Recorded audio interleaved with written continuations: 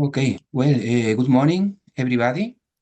We are going to start with today's session. First of all, I would like to introduce you the lecturer. He's David Jiangsu. He's a professor in the Beijing University of Technology.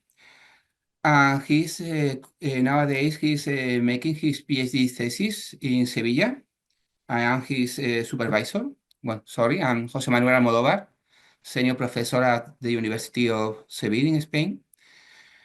And well, the topic of David is urban transformation and heritage protection in China. That is the topic from which he's going to talk today. So that he's going to develop his speech in 45 minutes, more or less. And then we are going to organize a small discussions, also with the collaboration with Professor Rosa Cervera. And well, also I would like to thank the Hispanic Association of Chinese Studies for the organization of this event, mainly to Víctor Cortizo and Juan Carlos, and also, of course, to Rosa Cervera for the co-organization and her participation in the final discussion at the end of the speech.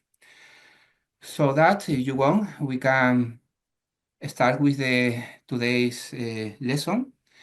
So that, I don't know, David, if you can start with you can make some words about yourself and you can start with your presentation. David?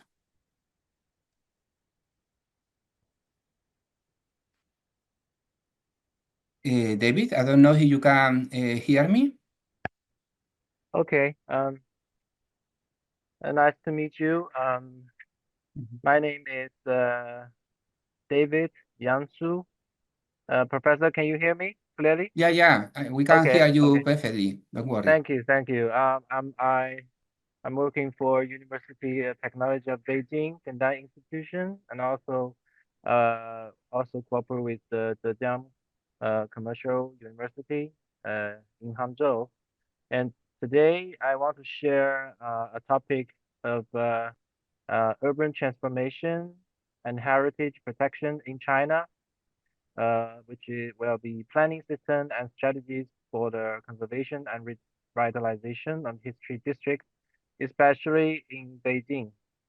I will share it to you, and I want to learn something from you, and maybe I want to discuss with you a little bit comparing to Spain, especially in Sevilla, the strategy, the different strategy of conservation and the regeneration. So I will talk with four parts. The first part is the Chinese planning system, and the second part is how to conserve and revitalize history district in Beijing. And the third part will discuss a little bit about the Spanish strategies, especially in Sevilla. I'm not an expert of this, but I want to learn from you. And the fourth part is the practice project, which I did with my student in PGD in Beijing, a project about conservation and revitalization. So the first part, the urban transformation in China. So as you know, China has gone through a very fast economic growth and also technologies advance and also policy reforms. So in the right side, you can see one is Beijing and one is Shanghai. It's a metropolitan area and it's with a lot of high skyscraper. Uh, they are the most uh, property and the highest GDP city in China. Um, but at the same time, um, because this fast urbanization, a lot of rural people pour into the city. A lot of people come here to work, to study, and there is also very interesting when you saw metropolitan cities, you also see very old and very crowded, messy, messing building blocks like urban villages and also historical districts. So in the period of 1990s to 2010, the nation decided to demolish a lot of these urban villages and also old districts. You can see the map on the right side. The red color is how they demolish and rebuild the city just 10 years. And the old city and a lot of urban villages has been turned down because they want to make a lot of house for new citizens and new people with very high price. So the reform of paid land use and the commercialization of housing provide a strong impetus for urban renewal. This is 1990 to 2010. And the concept of how to build the city has been changed. Some people like demolish advocates. They think this old district and urban villages is crazy. It's a cancer of the city. So you have to demolish because it also causes poor management and also poor environment. People were not going to this not very good environment and disordered place.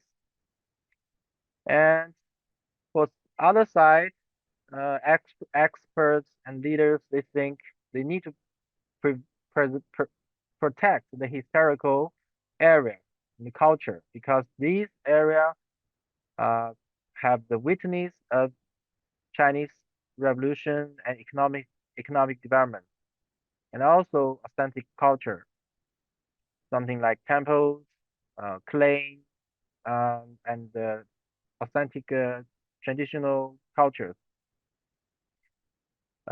So they are more optimistic about left this area. So how to build this area become very it's a future of the development of China.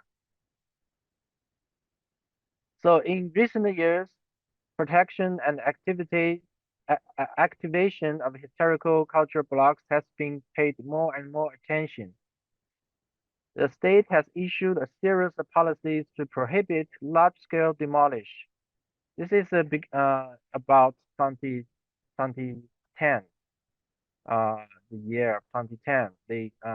There are a lot of laws and restriction regulations published after 2010, and try to avoid damage historical features and cultural fabric, and promote active utilization of historical and cultural relics, make them integrate into modern life. You can see the picture on the right side, which is the Forbidden City and also the CBD of Beijing.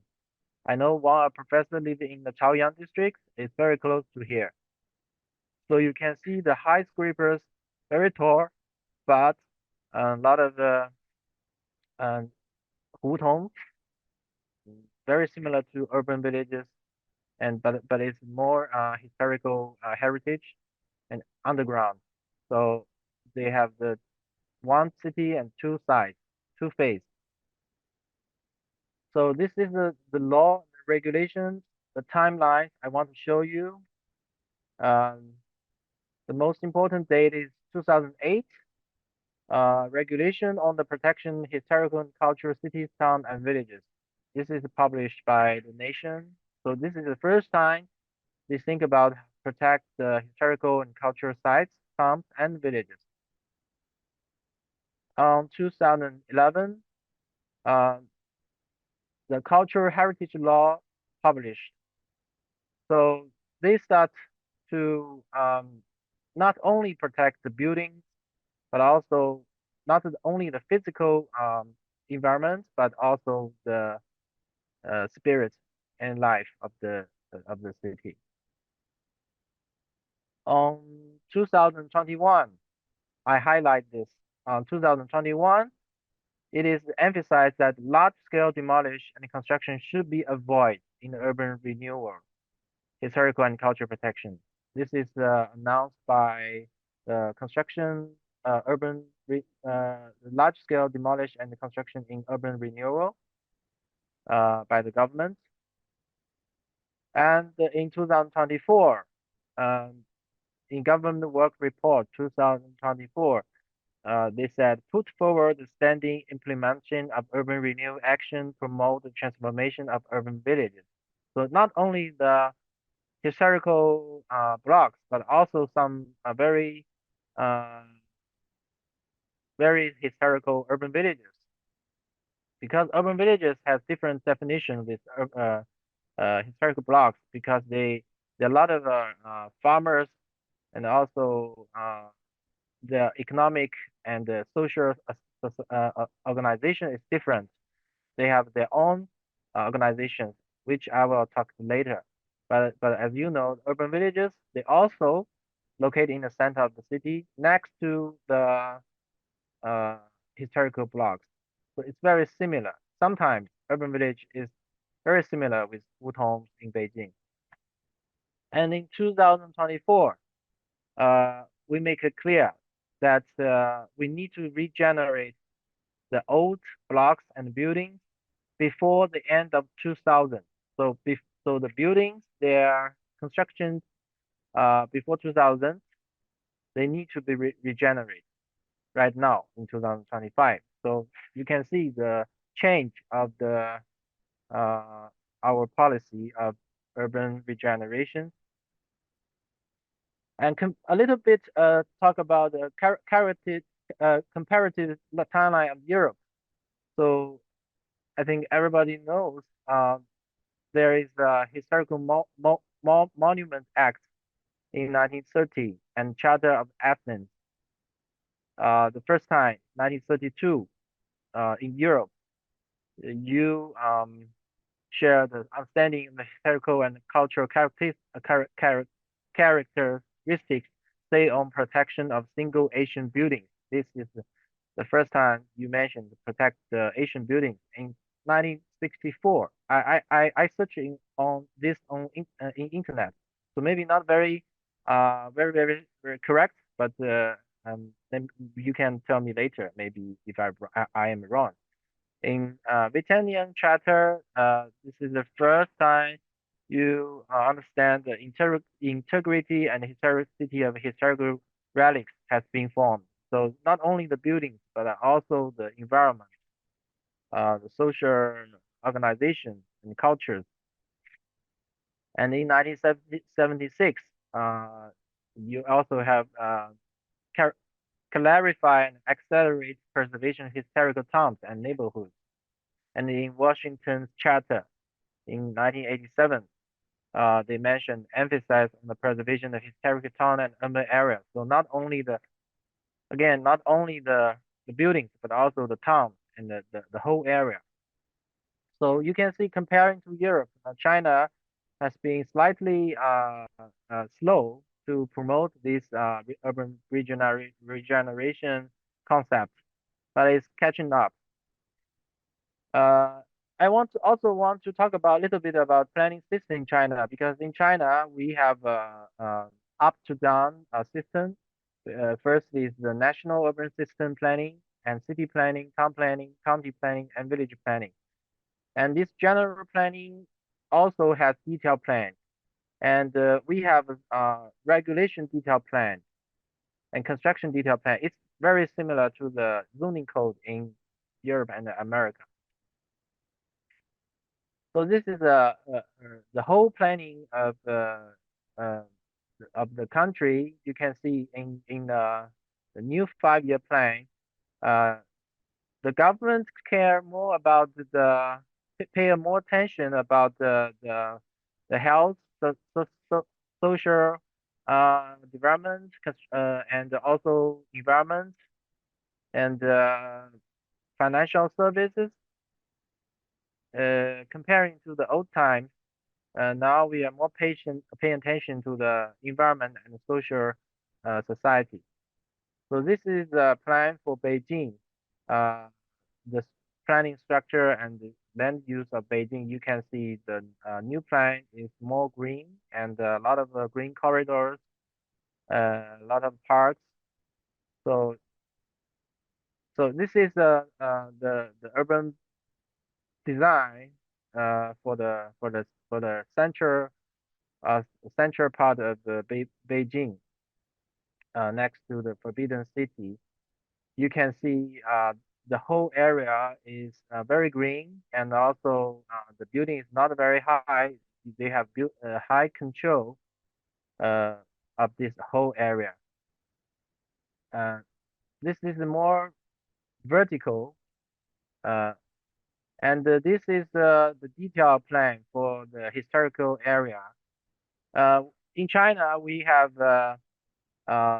three zoning for protect conservation of the historical district. You can see the red one is the protected core area, and the yellow one on the right on the left side, you can find the yellow one is the how they call controlled zoning.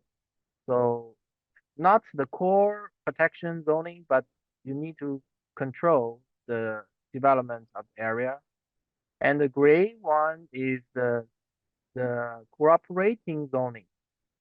So we have these three zoning.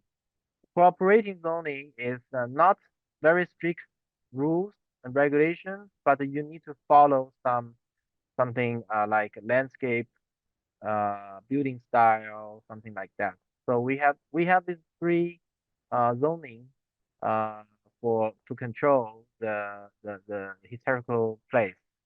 And on the left side, you can see the cross, the axis of this main street of center of Beijing. And also you can see there are lots of historical sites among these streets. This is the most important heritage area in Beijing. But today I will not talk about these. I'll talk about the gray area, which is the normal life, the residents where the residents live. A lot of hutongs. So the second part is I want to show my understanding of how to conserve and revitalize the historical area in China. In my opinion, in Beijing, when I saw a lot of the strategies, they are more like micro regeneration mode. So you can see on the right side, the first one is Donghuamen, Dongcheng district. A lot of very lower buildings, hutong. And also another case in Hegezhuang, in the other side of the city is this one. So in Beijing, we don't see a lot of large scale regeneration projects. Mostly done by the planners and designers very carefully and very, how to say, small scale transformation. Care more about the historical protection. This is because Beijing is the cultural center of China. So everything done by the developer, they should be very, very careful. And in Shanghai, like Shanghai large-scale transformation mode in Xintiandi and Panlong Xintiandi, you can see there are large They are very large projects. They almost remove all the citizens and the local people there and try to establish a bread for commercial development. So they removing and the reconstruction the whole district to attract capital boost and economic. Because Shanghai, I think, is the capital is the most uh, commercial hub of the China. So they like to do that this way. And in Shenzhen, I found that the city and villages symbolisis model. So city and they call it urban villages because Shenzhen is developed by very small villages. They don't have a lot of historical area, but a lot of villages like fishing villages. So their model is to mix the this new developments with the urban villages. So it's kind of symbiosis. They integrate modern construction and also is very small scale renewal and integration of industry and residential functions. So you go to Shenzhen, you found in the historical villages, urban villages, you can find some place they are renting house, some place they are the stores, and some very mixed use area. So these are the main three models I think in China. And now I want to share with you mostly is Beijing because I work here. We, so I think everybody knows the Forbidden City and the Beijing's historical culture um, area in the center of Beijing. Uh, and it's really uh, hardly controlled by the government. It's very has very uh, restrict policy and regulations. So we have this uh, planning and but now I want to talk is not inside the um, core area of the Beijing, but the residential area surrounding this the historical area. A lot of hutongs. Their layouts are mix very small scale, uh, has very unique street pattern. Uh, the width and orientation and names of the hutongs contain rich historical and cultural information. So this is typical type of the hutong in Beijing, called Siheyuan. Um, so you can see there has front uh, rooms and the back rooms and the west wings and the east wing. And in the center, it's a yard shared to different rooms. And there are a lot. They have some kind of walls surrounding the area and very limited entrance. It's all they are all distributed in Beijing. And in this area, you can find a lot of traditional, authentic Beijing's culture, uh, like folk arts, local operas, uh, and traditional festivals. And when you walk there, you can also see the very unique local culture. People like to communicate in the front gate, and some young women would like to have exercise and dancing on the alley, and a lot of old people they like to play chess and pokers uh, with get a table around it by a little a lot of people. So this is the authentic culture in Beijing, in old Beijing. and it's kind of declining right now because young people they are not doing like this. So this is guidelines for how they control the historical district. They, you can see a lot of um, temple fairs and immovable cultural relics, and also historical structures has been clearly, carefully protected, and also some restaurants, local restaurants, decorating uh, in the buildings, and also the old famous trees has been protected. And also you can see the right side that shows how they control the skyline of the area. You know, they have very restricted laws, regulations. Uh, the building should not build higher than the tower. And also they control the view of the corridors and the riverfront to make every historical site can be showed, can be seen for the tourists.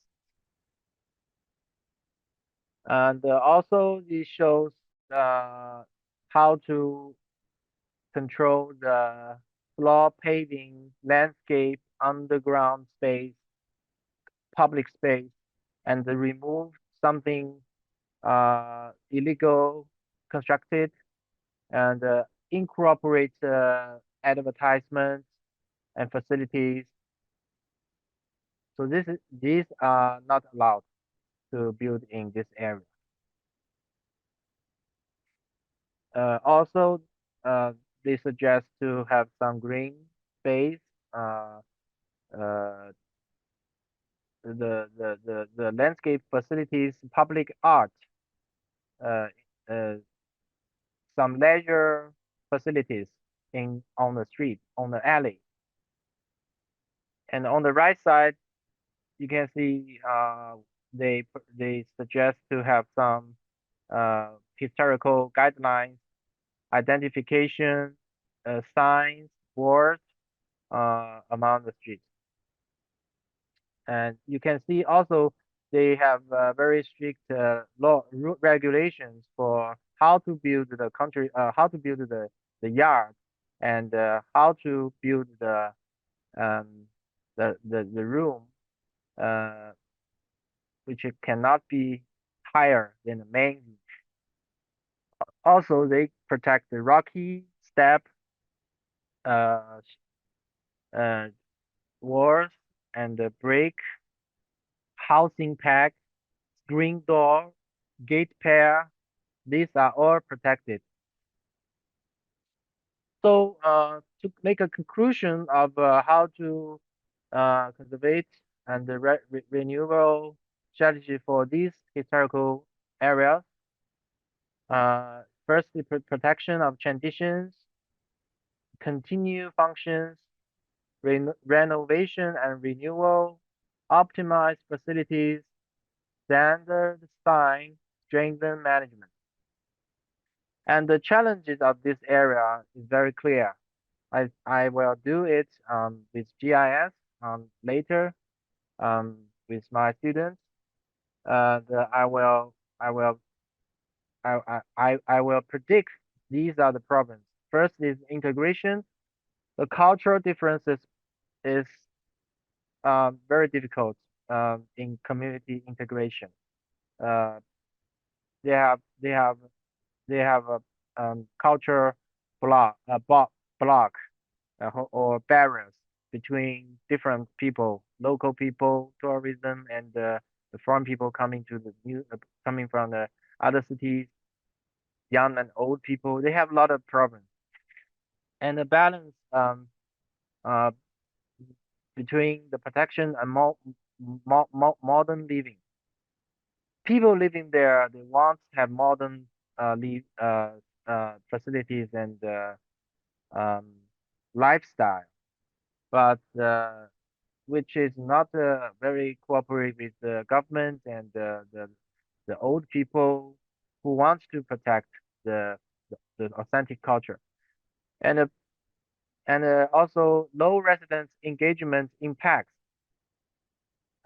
Environmental issues always happen in these hutongs and also urban villages, and also have some traffic problems and limited economic development.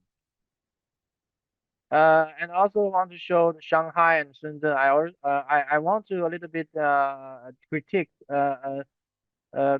criticize Shanghai model.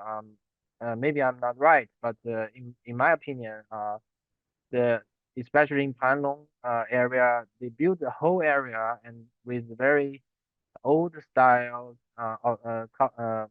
architecture style of the area, but the place is for commercial, but no residents living there. So I will argue about this is not a good plan. And for Shenzhen model, uh, they have something problem is how to organize residents, commercial and culture, arts, creative zoning. They need to cooperate with citizens and developer and also tourism because the whole area is also very commercialized. Comparing to the conservation and revitalization of Spain in Sevilla, uh, I want to appreciate that Professor um, Joe's professor take me into give me the opportunity to go to Sevilla. This is a very beautiful city with a lot of different culture, like me Mediterranean civilization, Moorish, Roman, Rome, and also once became trade center of with India. So this area is very beautiful. Tradition. When I lived there, mm, just a month ago, I found that very interesting, authentic culture, um, religions, and also very detailed designed um, designed materials, and also the urban texture and style is very unique. But also I found that there are a lot of alleys and the small streets. You can see on the right side, it's very similar in Wutong in Beijing. There are only very narrow alley and only allows a car coming, and people are working very carefully on the two sides. And it's very similar for me.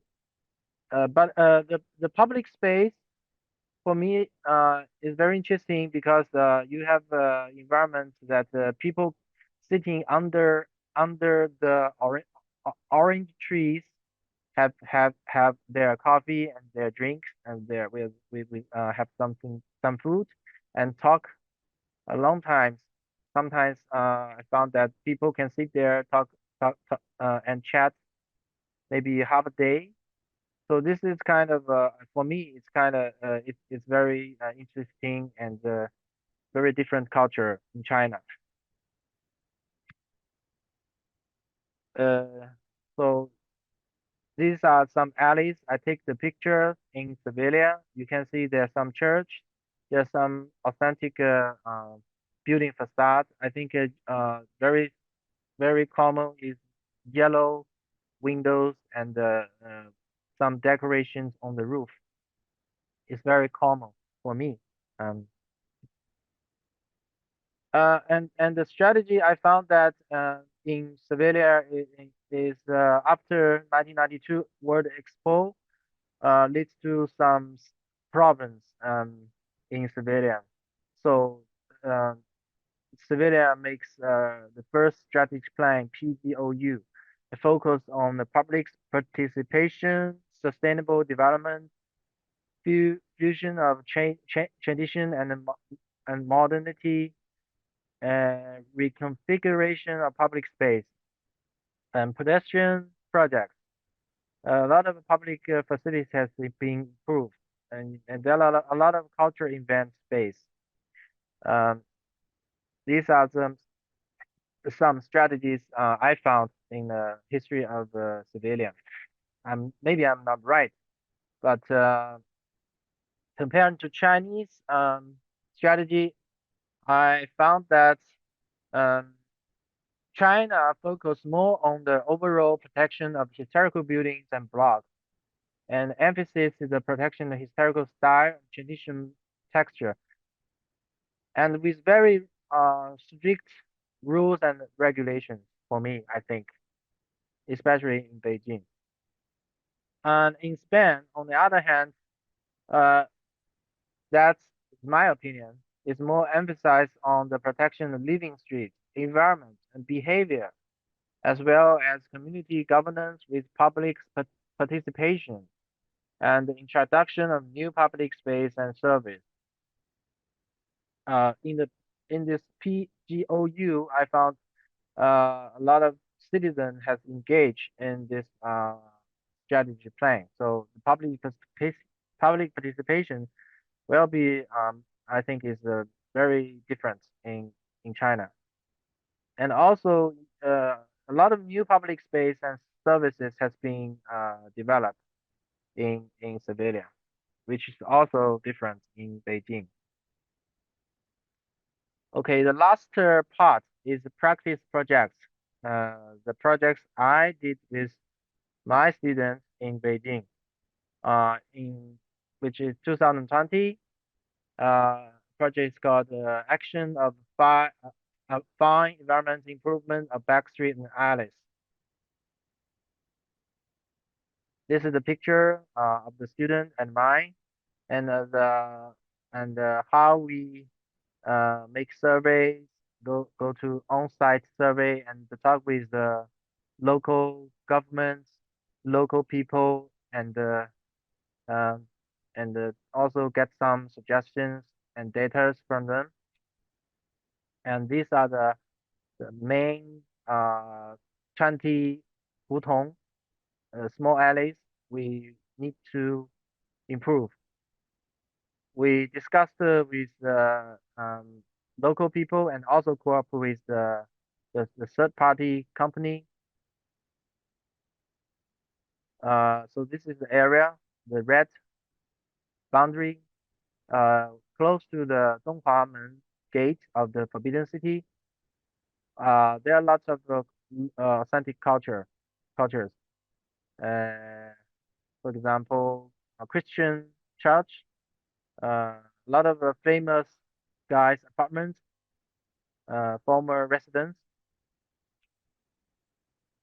So the goal, in this project, we make a goal under the requirements of planning of core function area of Beijing capital and fine regulations. We want to create a pleasant, livable, working, traveling, and living backstreet. The design method of region plus tradition plus memory plus residence.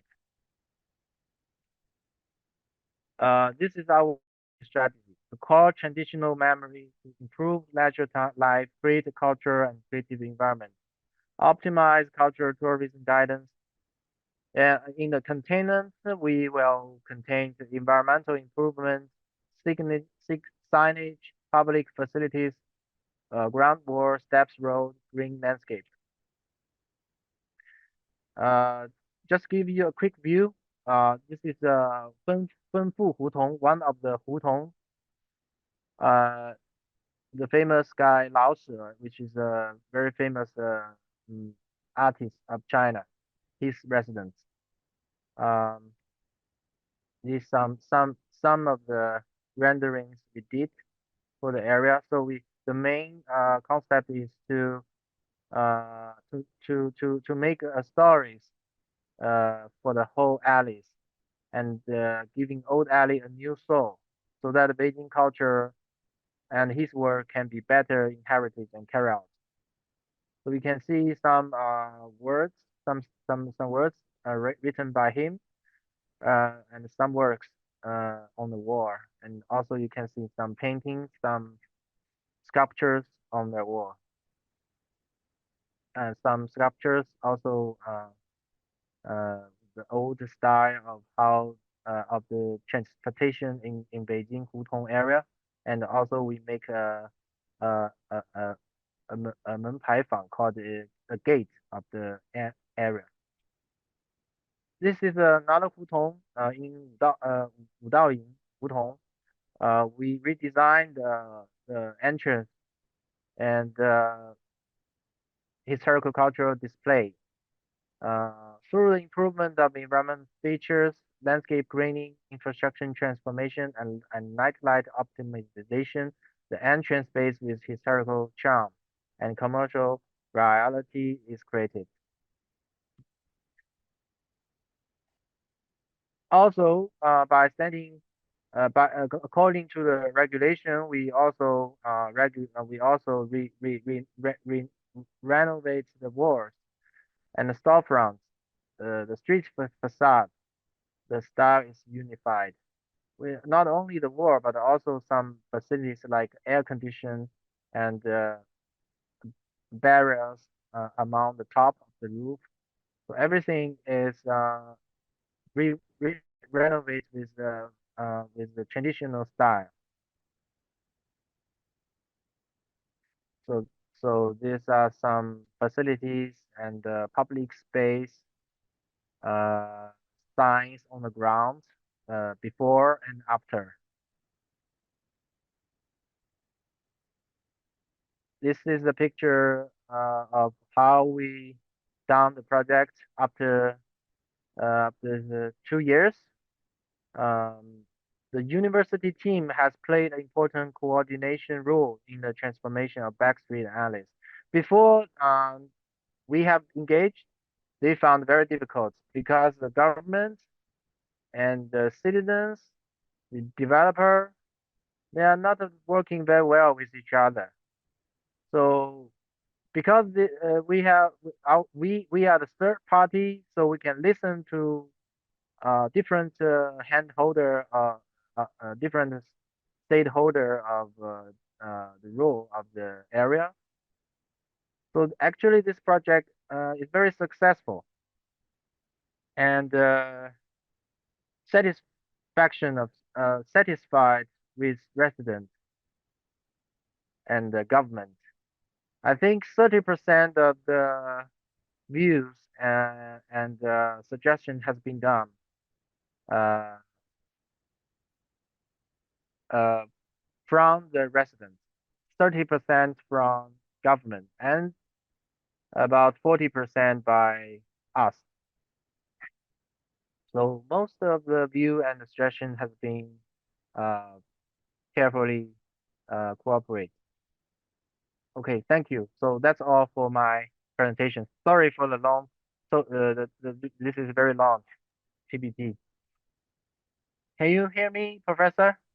Yeah, I can hear you very well, Thank you. Professor David.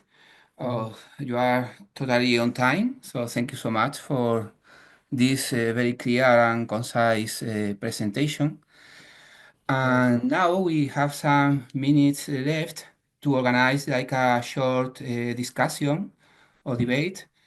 I don't know if Rosa Cervera, Professor Rosa, is connected to the session.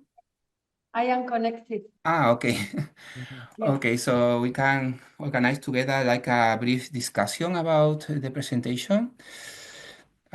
From my point of view, it brings me very good memories of Beijing. I was there working with in collaboration with Tsinghua Shui in Mhm. 2011 and 2012 in the topics about also protection of hutongs Mm-hmm. But I can realize that in a very short time, there is a much more conscience about the interest and the relevance of the cultural relevance of this kind of traditional neighborhood.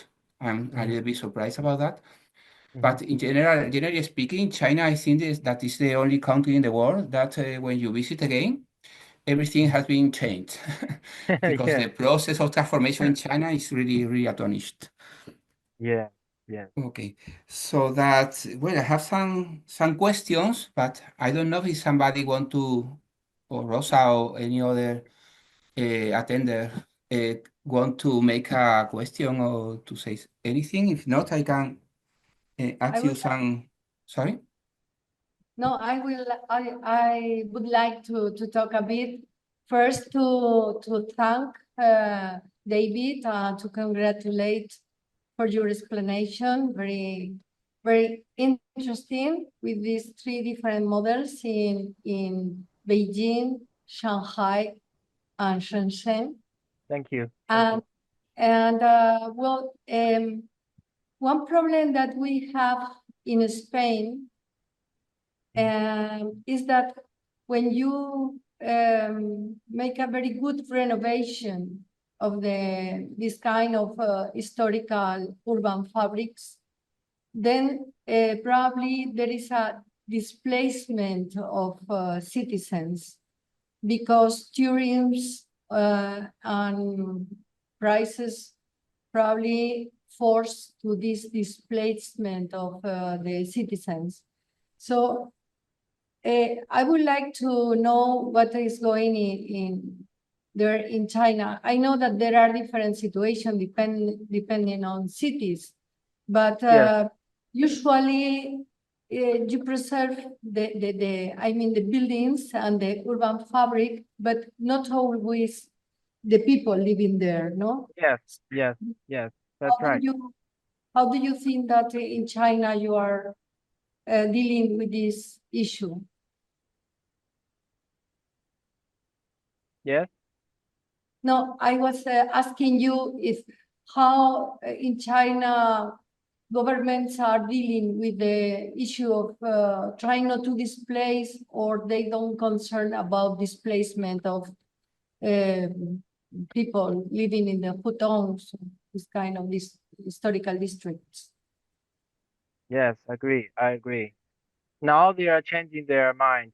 Um, Especially in 2000, uh, after 2010, the whole idea of how to uh, regenerate the area, the historical building blocks and urban villages, they are all totally changed because China has uh, been through very fast economic growth, and now it's slower, and the organization of how to say the how they develop model has been changed. They cannot build or demolish all the buildings and redevelop the area like before. Yeah, I see. Yeah, yeah. It's changing. It's It's changing. Yeah, changing. Okay, thank you. yeah, yeah, yeah. This what my topic is. My main idea is to uh redevelop the strategy in China in this transformation period of Chinese development. Try to protect the local benefits and local people's value. Uh, Try to protect the historical authentic culture, and also utilize uh, this this whole society, authentic local society to be to be um, more attractive for tourism and also uh, capital investment. You know, because when I live in Beijing, sometimes especially working on these hutons and the urban villages. Sometimes I feel the society is not so good. People not, they are not very cooperate, not very unique. Yeah, yeah, yeah. Okay, thank you. Thank you, thank you. Anna, Okay. can I ask a second question? Sure, sure, sure. The second question is regarding that you mentioned that in Spain, we consider public participation. Yeah. And perhaps in China is less this kind of public participation when planning or when planning for preserving these areas. Perhaps can you talk a bit about the how is now the guideline about this issue, how it's going on there? Yeah, it's changing. Also, it's changed. Because in the past, they always like a top to down system, planning system in China. Try to control everything, and also control the money, control the capital. They think it's more efficient to build the to demolish and build a new area. But now, especially, the real estate is not very good in China right now. And the government, they don't have so many money uh, to rebuild the whole area. And it's not necessary.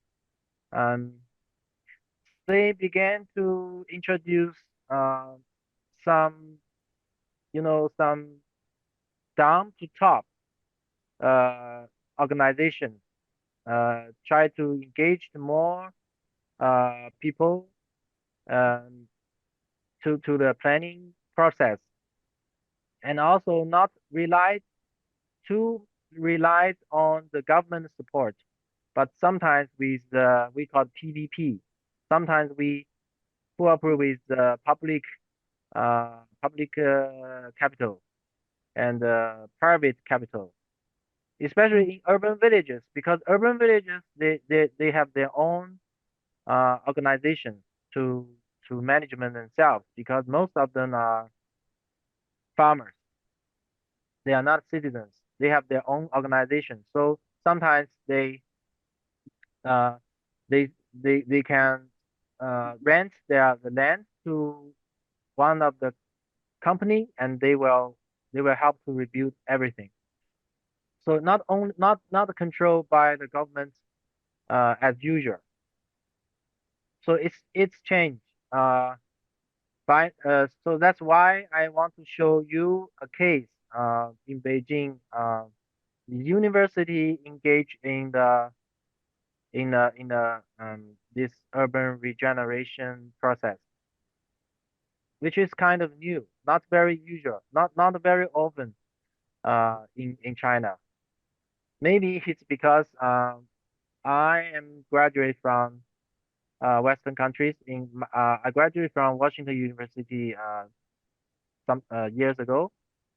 So I try to practice some some Western theories in China, and it is welcome from my university and also the communities and governments in the local area. So which is I think is very thankful for them. Yeah, it's a new practice, but right now it could be possible to let the local organizations and universities engage in this planning process. Yeah. Okay, thank you and congratulations for the work that you've been done with the university in non-farming district. Congratulations. Yeah. Yes. Thank you. Thank you. Thank you so much. Okay. Well, in relation with the comment of Professor Rosa Cervera, I think that when we think about these questions in China, we need to be able to understand that everything is quite different. For instance, the property of the land and of the house is quite different than in Europe, so that the Yeah, process of gentrification in China are really different or move in a different with a different dynamic that in the under the European perspective. yes, And yes. also the concept of the urban space is quite different. I'm Mm-hmm. not surprised when Professor David said that he was surprised when he saw like an square in Sevilla with people sitting and talking with each other. Yeah, yeah, Yeah, yeah. because this is not a Oriental concept. They usually have the conception of the urban space like a different scale of street with different uses, Mm-hmm. but not like an open space in which people sit down and talk and so on. So it's quite different also the concept of the urban space and of course the way of living. Yeah, yeah. But I agree with David that we have some kind of connection between Spanish people about the concept of the family and the socialization of the people and the Mm-hmm. way in which they live the urban space with China. Totally different than the American approach that Mm-hmm. David can Yeah, know very yeah, well from yeah. his state in the USA. Mm-hmm. I have a short question about you. Mm-hmm. It's about that when you are talking about urban villages, Mm-hmm. the people who are living Yeah. there, if I am not wrong, they have the rural hukou status, so they have different rights, and the governance of the cities of these rural areas are different than the urban areas. So Sorry. that, I'm Yeah, sorry. yeah, yeah, yeah. So, Very, so not very clear. Can you say it again about the urban villages? yeah, Yeah, yeah. urban villages, that when they are in the middle of a big city, they Mm-hmm. have in this space of the urban village, they have like a different governance or different Yeah, rights. yeah, yeah. So that could you explain a little bit more about this singularity and how they can solve Mm-hmm. the question of the cultural heritage? Mm-hmm. Sure. Actually, it's very interesting, and I'm now also struggling of how to define these urban villages, Mhm. Professor, because Mhm. it, there's I can't find any very clear definitions of urban village in China dictionary. Mhm. Uh, some in a narrow maybe in a narrow definition, maybe it's only called about the villages surrounding by the metropolitan development and the villager with farmers with the farming land, and they are not citizens because we have double citizen and villagers system in China. So in the residence, they have their schools, they have their public service, and in the village for the villagers, they have different public schools and different public services. So there are two systems in China, and now it's changing. Uh, some of the villagers they become citizens, and this is what the government trying uh, to do. So it's not very clear right now. Some people living in the urban village, they are not farmers. They are citizens living there. So it's very complicated, and this is the narrow definition, and the wide definition for the urban villages. For a lot of scholar and experts, that these are some uh, areas uh, are, are very old style, living style, and economic development is not very modernization. It's slower uh, than the other modern areas. So, so not a very clear definition for urban villages. Sometimes they think, like, a lot of hutongs in Beijing, uh, they are in a they are urban villages actually, because um, especially some hutongs surrounding the central area, they are they formed with with very ancient time, and the whole style is villages. But yeah, but there are also some hutong surrounding the whole city. So not very clear, very very accurate variant, to define which is urban villages and which is not. Yeah, that's not a very academic terms. Yeah, not very Okay. clear. Yeah. So, but if we think urban villages are all farmers land, not the private, not the government. I think it's very bad for how to say to explore, because urban villages is declining, and in 2035, the government wants to with to clear all of them, to remove all of them. Not to remove, but to change these urban villages to this new area. So there will be no urban village, the traditional urban villages definition in 2035. They'll be gone in China. So I think it's a only matter of how to define urban villages. If you think it's if we think it is some place with old style, traditional style, living style of China, then you can include hutongs and alleys in Shanghai, and also some urban village in Shenzhen. Yeah, that's my point of view. I'm also struggling of this these terms. Sorry. Yeah, Okay. Thank you yeah, yeah, yeah. for your concise explanation, Thank you for your help. I David. think we need to discuss a little bit more about this. Yeah, Okay, we can discuss more yeah, about that in the future, in the near future. yeah. But thank you so much for your explanation. Thank you, thank you. Well, I don't know if there are any other people who want to make questions or share some ideas about this topic.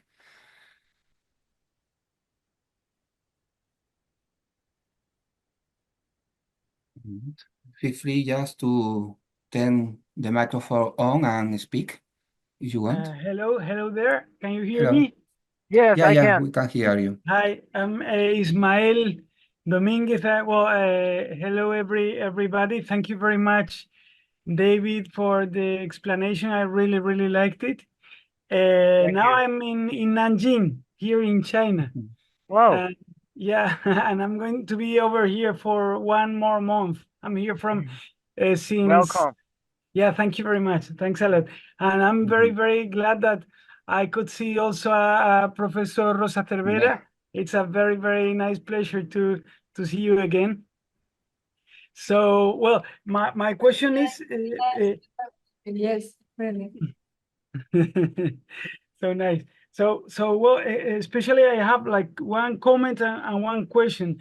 Like, from my perspective, like the comment is how difficult it is to intervene in those kind of areas, because as planners and as projectors, we also we like project our wishes for some place, and we want to preserve like the shape or the form of some like ancient or old areas, but like that form is just the consequence of the social dynamic that was in the past times.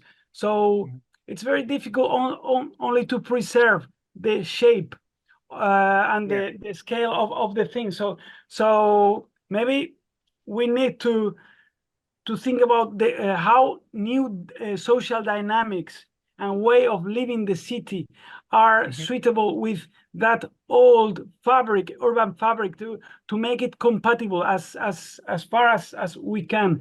For example, now there's a very interesting debate about like what means like market and commercial use in the city, and there's people that are like telling that commerce and market is like the energy of the city. But there's also many people that is saying that nowadays with the virtual commerce, with the internet commerce, that like Kills vital the energy. city. Yeah. Sorry, excuse me. Sorry. The internet kills the city, kills the Yeah. streets. Yeah. Yeah, exactly. So some people like, I don't know, like, well, well, there are a lot of authors that are telling that we should like reinvent new ways to live the city, not putting all the weight into the market and the commerce. So I think that should be like on the table when we are like projecting like urban areas, how to make compatible like new social dynamics and old like urban fabrics. And well, my question, I would like to ask you, like, at what scale is decided the urban policy? Because you showed very interestingly three models. The one of Beijing, the other of Shanghai, and the other of Shenzhen. So what's the scale? Is a province scale make of decision, or it's like only the city government is the one that decide the urban policy, or how does it work? Okay. Can you hear me? Yeah, Yes. perfectly. Okay. Thank you very much. Yeah. That's what I'm argue about. Right now, actually, I have done some projects. Like to organize the public activities, and you mentioned the new kind of a new generation public space and public service in the city, especially in urban villages. And young people, I understand they like to play internet and buy everything on the internet, but you can find that uh, that's because the area is so boring. The public is so boring. So so I suggested them to make something different, something like to more engage in the authentic culture, which tells the stories, to let them make something like they feel they belong to them, to there, something like role play, something like the young people likes to do in a old area. Because as I said, why I want to protect the authentic patterns of the area, the city, because they have something more. They have more interesting culture and the story to tell. The young people needs to know. Um, and they are very interesting into this old story. The problem, the problem, these old villages and the old blocks, they are abandoned by the young people because they are not telling very good story. That's what I argument.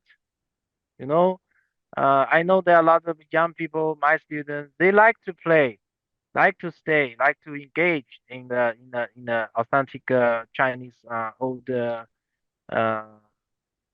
villages. And comparing to Spanish strategy, and I also argument that the people living there should be equal and should be participate in the uh, planning process. Not only planners, government, but the citizens, the tourists. They they will do it together. You know, so they will find their own interest. Um, I want to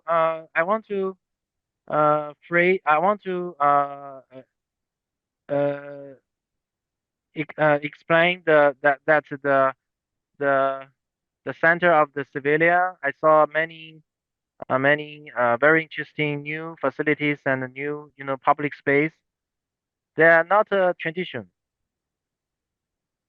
but with the design with new technology and a new style, which young people will love it. So the main point is it's not it's not the how to say it, it's not the the the how it's not the bad thing if you protect the old city, the old urban villages. Just you need to tell a good story to make fun of for the young people. Yeah, that's what I'm thinking. Um, Thank you hello, very can much. you? Yeah, yeah. Yeah, maybe. Yeah, that's my opinion for how to use the old villages and the um, traditional area.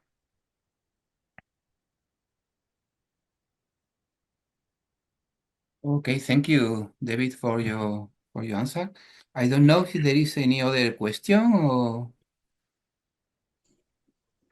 Hi. I don't know if someone can yeah. hear me. Yeah, we can Oh, okay. hear you. Okay, perfect. Yeah, I no, it's just well, I'm Victor Marquette. I really like the whole presentation. I found it very interesting. And Thank you. I just had a comment on what you just talked about Mhm. because I find it really interesting that it's almost as if we needed to make some tourist attractions for people that live in the place, for them to Mhm. move and be active in those local spaces that's in the end is part of their daily lives. Mhm. And I don't know to what point it would be just transforming these centers, these urban villages into just more almost artificial, or if it would make them become more more traditional. Actually, it's a bit strange in that way as they go in a weird. This idea goes in a weird balance between these two ideas of artificiality and traditionality, let's say. Yeah. Um, you may your meaning your idea is to not only focus on the traditional tech the style, but also um uh the artificial more attractive to the tourism, right? Your point is Um, yeah. Sorry, Not yeah. exactly. Yeah. I meant that this idea of making the buildings, the dome more interesting for young people Mhm. would, I think, make the like benefits from the strategies that other cities use to attract tourism. But I don't know in what way, to what level it would make those districts, those urban villages, those hudong become less original and more artificial and more like a Creative. tourist trap in that way. Mm. Very interesting. So that's why I mentioned in Spain, I found Hmm. a very artificial and creativity public space in Sevilla and also Barcelona and Madrid. Hmm. I don't know why in Spain you can do that because in China we have very strict rule of how to do that in historical area. But you can do that you can do that in urban villages in some not very hardly controlled area. But Hmm. in the hutongs, especially next to the forbidden city, it's very strict. The law is very strict. Regulation is very strict. Uh, yeah, that's the Hmm. problem. Okay. Yeah, Okay, thank you. yeah.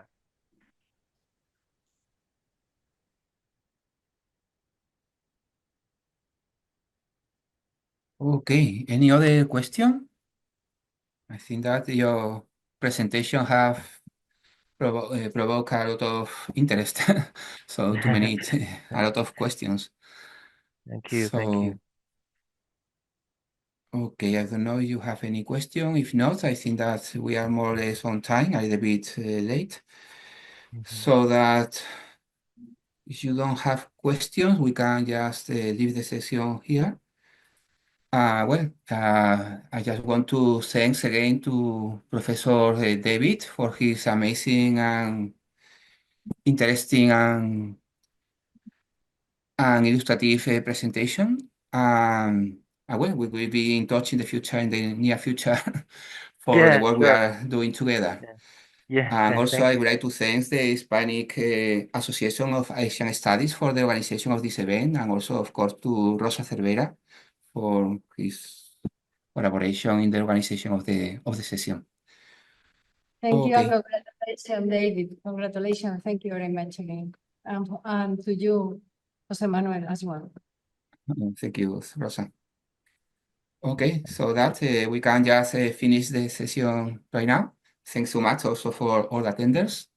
And we can meet again in a new lecture in the near future. Okay, bye. Yeah. Look for Bye. it. Thank you. Bye. Okay, bye. Bye. Bye.